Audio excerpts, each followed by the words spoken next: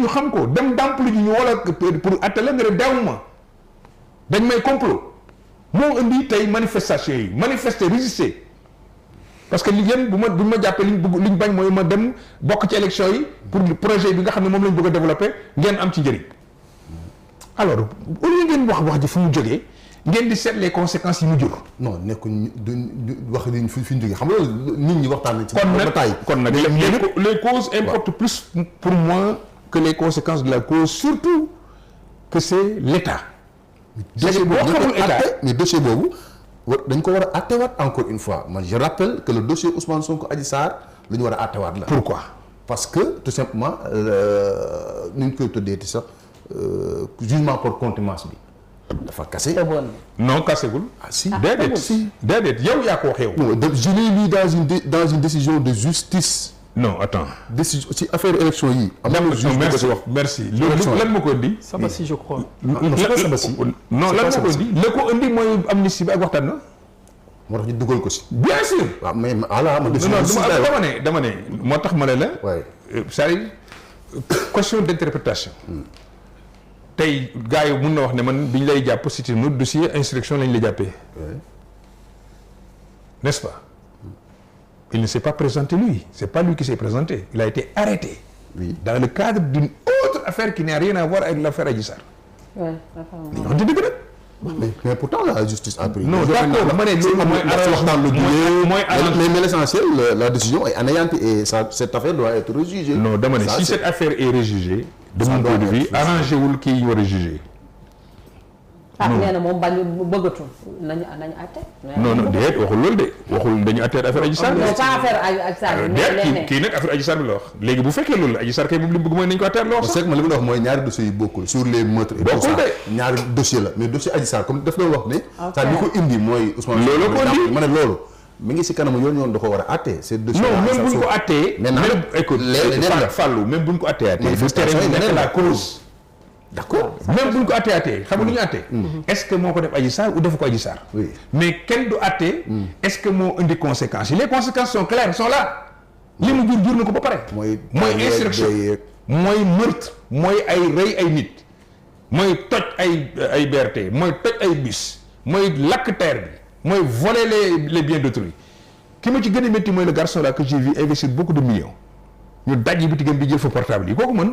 Ça m'a fait tellement mal et c'est un jeune et je suis sûr que yoonam nekku ci mais li ko indi je ne suis pas sûr que c'est des éléments de Pastef waxuma loolu ay militants lañu mais ñoom ñoo fexe ba circonstances yi existé ba bandi yi mën a def loolu ci kër gaañ léegi wax nga ko manifestation tuuti amee rax Abdoulaye tuuti daf ñu doon wax ne suñ demoon ba bëgg a manifester mu waru ko ne li dafay ëpp loxo dafa na nañ bàyyi on n'a pas une maîtrise sur ce qui va se passer parce qu'on peut être infiltré te bu paree est-ce que xanaa xamoo ne manifestation bu amee lépp lu am.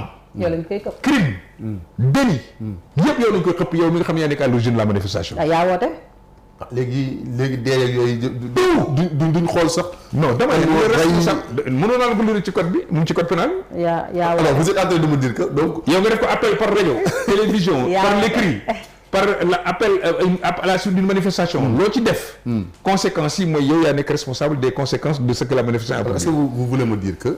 donc même si non je ne veux rien vous dire damay laaj par exemple même si on vote cette loi d'interprétation là par exemple ñu war a rejuger xëy na yi ñuy tudde ay crime ak yooyu nga xam ne peut-être ñoom dañ ne crime bu am motivation politique rek bokku si yooyu la amnistie bi concerné est-ce que même bu ñu ko interpréter ñu war a rejuger waat est-ce que Ousmane Sonko mën na génn si ñi ñu war a woowaat parce que ñu dañu jàpp ne parce que moom ci boppam ak fugg bi mu am déjà quand le débat s'est instauré à l'Assemblée nationale en parlant de report gars yi ne ko mais reporter loi amul il faut abroger mu ne oui ñun ko bëggoon defal bëgguñu léegi comme noonu la bëgguñu mais nañ ko abroger d'ailleurs comme ça ñun ñëpp ñu wuy ji man mi sax ma dem wuy ji xam nga ko waxal boppam bis bu situation boobu amoon du wuy ji nga yaakaar du wuy ji déedéet du wuy ji parce que kenn du ko woo ñoom duñ ko woo justice bi ñoo ko déedéet duñ ko woo la preuve attends arrête bu baax nag non woowuñ fa woon Bara Ndiaye ci pour une affaire le concernant ba bàyyi ko mu dem est-ce que dégg nga ñu yëkkati at dossier boobu mbirum 13 Faye woowuñu fi comment dirais-je bërki démb ci mujj xaw ma borom réew mi. oui. dégg naa dañ ko libéré hier je pense mandat bi garde à vue après ñu bàyyiwaat ko ci guddi gi. ñu bàyyi ko mu dem. oui. dégg nga wax jooju. ban yoon gisoo Arouzé Fall mu saaga ndey le président de la République. déggoo ministre bi ne de la justice am na benn cas vidéo bu ñu ko jox xam naa boo demee boobu la. moo wax Ousmane Sonko ne ko am na seen benn militant lii la def nangam mun na dama doon laaj ñu may def mun na ko fais ton travail. à supposer que loolu la ko wax. mais le travail n'a pas été fait. kon yaakaar nga ne comme mën nañu militants yi ñuy mucc ci loolu waxtu ak léegi ndeyu mbi léegi. bu nekkatul premier ministre mën nañ ko woo. déedéet amul loolu il n'a pas d'immunité. su nekkatul. même bu nekkee premier ministre il n'a pas d'immunité dans cette affaire là. il peut être appelé à. Il y a que le président de la République qui a une immunité absolue à l'heure actuelle. ku dul moom tey yoon mën na la woo. d'accord. mën na am ce privilège de juridiction. mais dans le cadre bu fekkee ce qui le concerne de ses fonctions bu fekkee actes yi mu posé c'est des actes dans le cadre de ses fonctions mais si c'est des actes détachés il est un citoyen ordinaire comme tout le monde. comme tout le monde. léegi sax bi yaa ngi koy wax. ñu ci donc bëri cette loi là c'est. kii la cette loi là lu tax ma am problème. Oui. c'est l'applicabilité. et puis je ne comprends pas ak xawma fan le conseil constitutionnel di jaar bu ñu ko saisiré.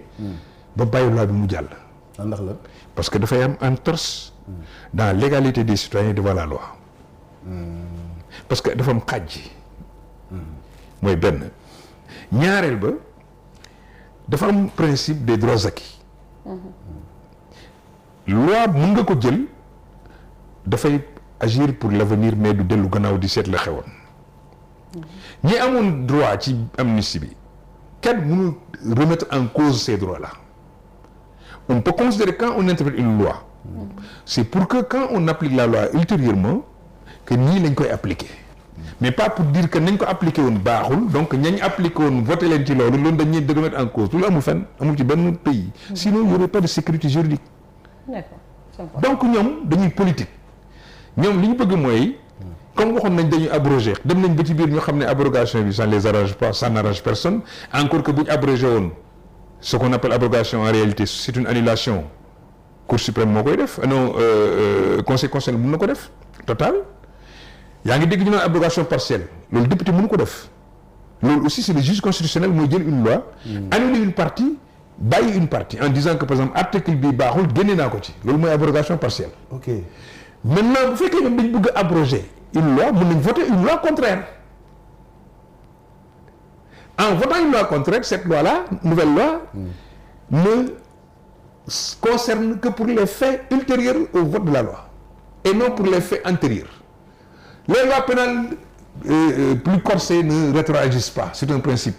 ñëpp xam nañ loolu ñi jàng droit yëpp xam nañ loolu. li loi douce rek mooy. Il y a qu'une loi douce qu'on peut faire rétroagir pour en bénéficier les preuves ñi nga xam ne tey ñoom ñoo ci war am intérêt mais quand c'est corsé maanaam bu gën a difficile. kenn du ko appliquer ñi passé li passé. D'accord, leer na. léegi yow lan nga gis. ñu bàyyi loi bi stabilité bi continuer. non le pays a besoin de se stabiliser. Et j'en appelle de mon vœu. Ce n'est pas pour rien que j'avais créé Manko Mucc. Quand je le faisais avant les élections je pense que tu en sais quelque chose parce que fii laa la ko waxee woon ne daa ko def. oui ak Bachir Fofana. oui Mucc c'est pour l'unité ñu booloo cohésion ñu déggoo.